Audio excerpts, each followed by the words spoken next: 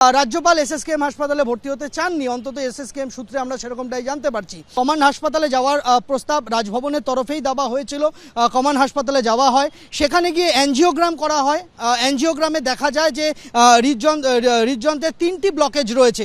3টি ব্লকেজ অত্যন্ত অনেকটা বেশি পরিমাণে ব্লকেজ রয়েছে এবং তার বয়সের কথা মাথায় রেখে এবং ব্লকেজগুলি যে জায়গায় রয়েছে এবং যে পরিমাণ ব্লকেজ রয়েছে সেই কথা মাথায় রেখে তাকে চিকিৎসকেরা সিদ্ধান্ত নেন যে অ্যাঞ্জিওপ্লাস্টি করলে হবে না, অর্থাৎ স্টেন্ট বসিয়ে সমস্যার সমাধান হবে না, তাই বাইপাস সার্জারি প্রয়োজন।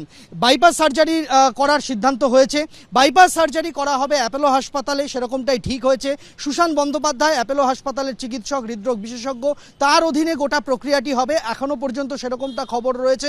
এবং অ্যাপোলো হাসপাতাল থেকে চিকিৎসক দল তারা কমান্ড হাসপাতালে যাবেন, রাজ্যপালকে দেখবেন।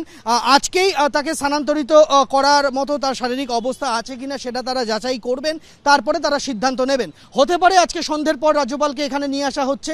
যদি চিকিৎসকরা মনে করেন, অ্যাপোলো চিকিৎসকরা মনে করেন, তাহলে আগামীকালও রাজ্যপালকে শিফট করা হতে পারে। এখনও পর্যন্ত যেটা হাসপাতাল সূত্রে আমরা জানতে পারছি, 3টি ব্লকেজ পাওয়া গিয়েছে। তার অক্সিজেনের মাত্রা কম থাকায় তাকে অক্সিজেন সাপোর্ট সিস্টেমে রাখা হয়েছে। তার রক্তচাপ অনিয়ন্ত্রিত থাকায় রক্তচাপ নিয়ন্ত্রণে রাখার ওষুধ দেওয়া হয়েছে।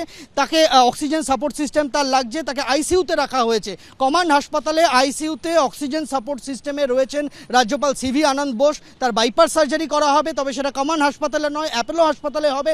এখনও পর্যন্ত সেরকমটাই ঠিক রয়েছে।